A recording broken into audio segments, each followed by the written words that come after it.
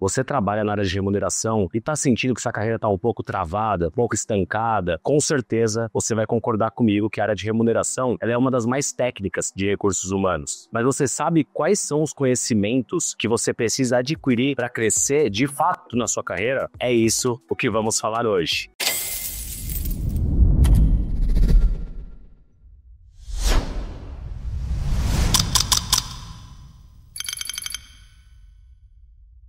Fala pessoal, tudo bem? Aqui quem fala é o Furtado, fundador da Core Consultoria, mais de 15 anos de experiência na área da remuneração, mais de centenas de projetos de remuneração desenvolvidos para as maiores empresas do nosso país. E hoje eu vim falar sobre um tema que muitos me perguntam na mentoria. Furtado, como que eu cresço na área de remuneração? Eu tô sentindo que a minha carreira ela tá parada, eu avanço de cargo, eu tenho ganhado senioridade, sido reconhecido com promoções e méritos, porém eu faço a mesma coisa, parece que eu não me torno mais estratégico. Aqui nós não estamos falando de uma carreira de cargos, porque você tem como crescer, porque está aprendendo mais sobre a empresa, você está aprendendo a se relacionar melhor, você passa a aprender técnicas de liderança e faz gestão de equipes, você pode até acumular alguma outra área de recursos humanos, de tanto lidar com elas, ganhar uma experiência para absorver um recrutamento e seleção, treinamento e desenvolvimento junto do seu escopo. Nesse vídeo, nós vamos falar especificamente da carreira técnica de remuneração. É aquele conhecimento que faz a diferença diretamente no negócio, que é onde você ganha o respeito das demais áreas fora da área de recursos humanos, dos executivos das empresas. Vamos comigo? Então bora! Primeiramente, precisamos falar da área de remuneração como um todo. Por que será que ela se destaca em termos técnicos das demais? É porque recursos humanos, ela é sim uma área um pouco mais generalista. É muito mais comum nós vermos a migração entre profissionais que trabalham na área de recrutamento, indo para treinamento, indo para a área de cultura, desenvolvimento organizacional e fazendo essas transições. E na área de remuneração, é difícil você ver alguém conseguindo fazer a migração de carreira. Até existe, mas não é tão comum. E a mesma coisa quando nós olhamos as outras áreas das pessoas querendo ir para a remuneração. Primeiro, que é uma área mais de exatas, de números, cálculos, então elas nem têm tanto perfil, acham que não tem, pelo menos. Em alguns casos, para não falar que nenhuma área tem correlação com remuneração, a gente vê até alguns BPs indo para remuneração, ou pessoas indo de remuneração para virar um business partner e entender um pouco mais esse lado de atendimento, esse front office ali, esse cara a cara com os clientes internos e com as áreas. Mas, ainda assim, é menos comum do que para outras áreas. E o que de fato destaca o profissional de remuneração é que um profissional nesta área, ele atua diretamente com a competitividade com o mercado, com a atração e retenção, com as propostas salariais e o mais importante, com a principal, ou com certeza uma das principais linhas de custo de toda a organização. A área de remuneração é quem define as regras de como vai ser gerenciado o custo de folha de pagamento para todos os gestores, colocando os limites, as estratégias e explicando e comunicando bem como fazer uma boa gestão. E um outro ponto é que até mesmo algumas das atividades mais básicas, como fazer uma avaliação de cargos, ela exige um domínio de uma metodologia técnica, de uma explicação para os gestores. Então, por isso que essa área vem sendo valorizada cada vez mais ao longo do tempo e hoje é uma, se não a que recebe os maiores salários dentro de RH. E antes de entrar no que eu defino como os 4 grandes passos de conhecimento para avançar na carreira de remuneração, vamos falar um pouco de carreira de conhecimento versus carreira de cargo. A carreira de conhecimento é aquela carreira na qual você vai absorvendo os conhecimentos, aplicando eles e se tornando uma referência deles dentro da empresa. A carreira de cargos é aquela carreira clássica: analista júnior, pleno, sênior, especialista, coordenador, gerente sênior, diretor, vice-presidente e presidente.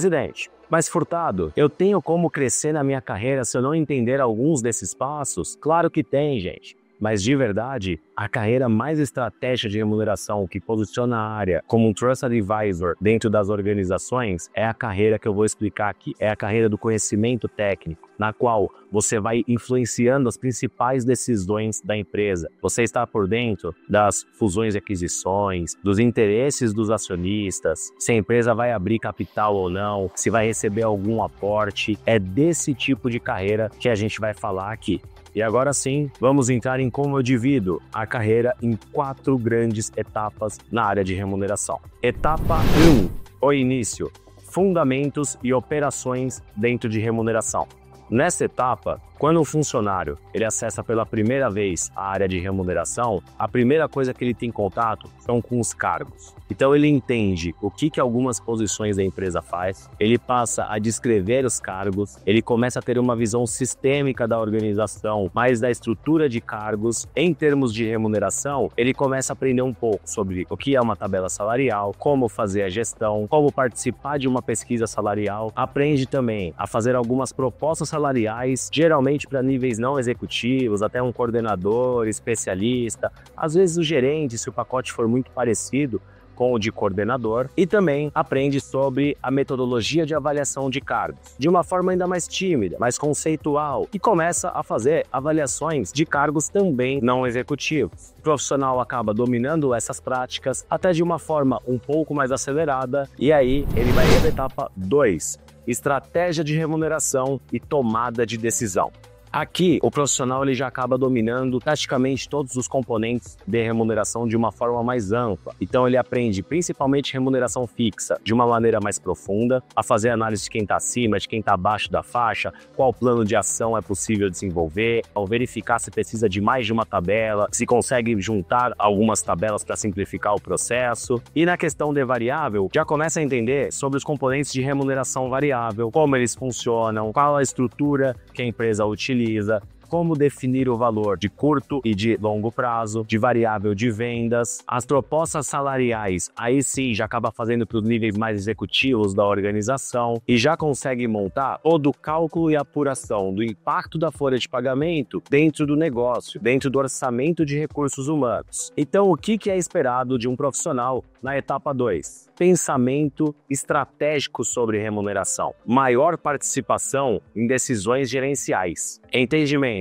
de orçamento, budget, custos trabalhistas e impactos financeiros. E agora vem a notícia mais trágica: 80% das pessoas que eu conheço de remuneração que são consideradas sêniores dentro das suas empresas estão, na minha opinião, neste estágio 2. Agora vamos falar do que eu considero a etapa 3 da carreira de um profissional de remuneração, a construção de um incentivo de curto prazo. E aí você deve ter ficado decepcionado com o título, porque incentivo de curto prazo, eu acabei de falar que o estágio 2, a pessoa também consegue fazer, consegue discutir. A diferença aqui, pessoal, é que no estágio 2, a pessoa consegue discutir um indicador, uma regra, algum ajuste no plano, às vezes até consegue desenhar um novo plano. Só que esse estágio 3 é fazer isso com maestria, porque o que está por trás do incentivo de curto prazo? Quando nós falamos em ICP, estamos falando praticamente de bônus ou PLR semestral, anual e de variável de vendas. Esses são os mais clássicos e famosos. E o grande ponto é que para você fazer isso com maestria, demonstrando valor para o negócio, convencendo as equipes de que aquela solução é a melhor e vai direcionar o comportamento,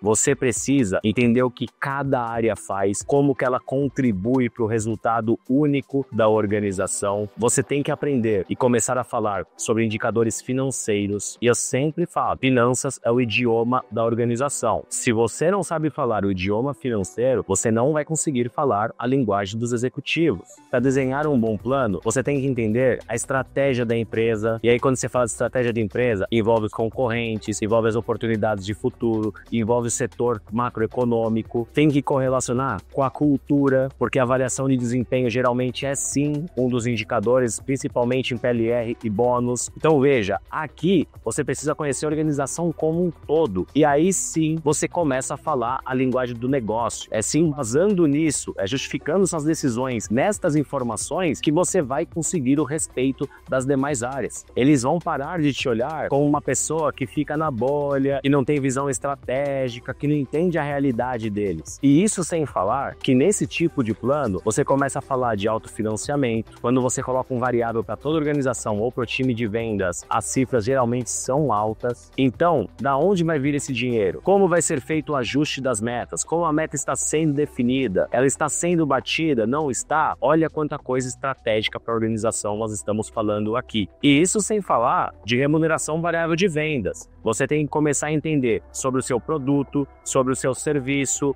sobre a concorrência, sobre penetração de mercado, quais são os indicadores que são relevantes e o vendedor influencia, quais que cada cargo influencia mais diretamente, quais são os indicadores que estão na responsabilidade do gestor, mas não necessariamente estão na responsabilidade da equipe, como por exemplo, gestão de custos, margem, lucratividade. E lembrando que você tem que começar a entender de legislação, de oportunidades contábeis, tributárias, porque a remuneração variável já tem a possibilidade de ser paga via PLR, sem contribuições sociais, via premiação, também com diversos incentivos fiscais. E a boa notícia, pessoal, é que as pessoas de negócio geralmente não têm esse conhecimento sobre estes aspectos. Então, Furtado, eu não tenho oportunidade de falar sobre isso na minha empresa. Eu duvido que se você chegar com uma planilha, com um estudo mostrando, olha, sabe essa remuneração variável que a gente paga? Tem uma forma melhor de fazê-la e vai fazer mais sentido para as pessoas e não aumenta tanto o nosso risco jurídico e nós vamos economizar muito em tributos. Eu duvido que uma pessoa de negócio não vai te dar ouvido. E finalmente, nós vamos para a etapa 4, a construção de incentivos de longo prazo. Este tema, sim, eu tenho certeza que praticamente 95% das pessoas que estão assistindo esse vídeo não possuem pleno domínio. Talvez conheça o plano da própria empresa, tenha visto alguma coisa em pesquisas salariais, mas se for para construir, definir todas as regras e etc., são poucos e raros os talentos que conseguem fazer isso. E por que incentivo de longo prazo? Ele é um passo além dos incentivos de curto prazo. Porque os incentivos de curto prazo, eles direcionam os resultados da empresa, os das áreas, os resultados financeiros operacionais, receita, lucro, custo, sobre clientes, satisfação, market share, enfim, diversos outros. Os incentivos de longo prazo, eles já passam a falar de valorização patrimonial, é de preço da ação, é de interesse dos acionistas. E nem sempre o interesse do acionista é o mesmo da empresa. Como assim, Furtado? Não é o mesmo? O acionista, ele não quer que a empresa cresça, que dê lucro? Sim, pessoal, ele quer. Mas qual que é o motivo daquele acionista ter criado ou investido naquela empresa ao longo da história? Qual que é a estratégia financeira por trás? Como que ele vai fazer dinheiro? É como se você tivesse uma casa e você construísse ela, fosse reformando, aumenta um quarto, aumenta o banheiro e colocasse ela para alugar. Você ia tirar o aluguel, aquele ia ser o seu lucro, né? Você ia bater as despesas das reformas e no final ia sobrar um dinheiro para você. Esses são os dividendos. Mas quando que você realmente faz dinheiro? Quando aquela casa que custava 300 mil quando você comprou, depois de todas essas reformas, passou a valer 1 milhão, 1 milhão e meio e você vendeu ela. Este sim é o momento que o acionista coloca dinheiro no bolso e muda de patamar de vida. Então, para você entender o incentivo de longo prazo e fazer um desenho, você tem que entender muito bem o interesse desses acionistas. E financeiramente, pessoal, só são esses dois modelos que tem para ele ganhar dinheiro. Claro que tem, quero deixar um legado, quero deixar uma herança para minha família, quero ter uma marca empregadora, quero fazer a diferença no mundo, quero fazer bem para o meio ambiente. Existem diversos outros objetivos dos acionistas que também devem ser considerados e geralmente também vão no incentivo de longo prazo. E além disso, os incentivos de longo prazo, eles são diversos. Não é igual uma remuneração variável que você tem lá, ou é uma fatia do bolo, né, um comissionamento, o percentual da venda que eu distribuo, ou então são algumas metas que se a pessoa levar, ela leva determinado valor. Os incentivos de longo prazo, eles possuem diversos modelos. Então, para falar de LP, você já tem que conhecer a parte tributária e contábil, porque plano baseado em ação, ele é diferente do que pago em dinheiro. Você tem que entender de diluição e estrutura societária da empresa. Por exemplo, se um acionista tem 50%, ele é majoritário. Se você distribui 1% da empresa para os seus executivos e esse acionista é diluído, ele corre o risco de tomar uma decisão e não ser mais a majoritária, porque ele não tem mais 50% da empresa. Você começa a entender se a empresa vai abrir capital, se vai vir fusão e aquisição pela frente, se a empresa vai fechar capital, se ela vai fazer uma joint venture. Então você tem que começar a entender sobre isso. E se a empresa for de capital fechado, então, aí você tem que entender até um pouco de valuation, porque no final das contas, você vai dar um ativo para a pessoa e se você não tem uma fórmula de valuation, não entende quanto que vale aquele ativo. E isso sem falar que no final do plano, aquelas ações vão ser recompradas pela empresa, né? O executivo não vai sair da empresa e vai poder vender para quem ele ele quiser, ou vai ficar com aquela ação para sempre, né? Um ex-executivo, sócio eterno da organização. A empresa recompra. Por quanto que ela vai recomprar? Ah, Furtado, pelo preço de mercado quando acontecer alguma transação relevante. Mas e se não tiver transação relevante? Então, olha como o conhecimento de incentivo de longo prazo, ele vai além do conhecimento da empresa. Ele passa a olhar para fora. Então, por isso, na minha humilde visão, ele é o estágio 4 da carreira de remuneração. Porque a partir do momento que eu aprendi a falar sobre isso com maestria, eu vi que quem estava interessado no meu papo, com certeza o presidente, com certeza os vice-presidentes das empresas, diretores, mas o dono da empresa, o fundo de investimento, private equity, as venture capitals. Então, para esse tipo de componente, você tem que saber se comunicar com esse tipo de pessoa, tem que saber negociar. Então é isso, pessoal. A grande mensagem é que para subir na sua carreira, não é simplesmente crescer a remuneração e crescer o seu cargo, é conseguir ter conversas mais estratégicas e agregar valor diferenciado para a sua organização. Mas e você? O que achou desses passos de carreira? Faltou algum? Tem algum intermediário? O estágio 4 para vocês é o último, como eu falei, ou tem algum acima? Fiquem à vontade para comentar. E se você gostou desse vídeo, continue acompanhando o canal, porque vem muita coisa boa por aí sobre o mundo da remuneração. Muito obrigado. Tchau, tchau.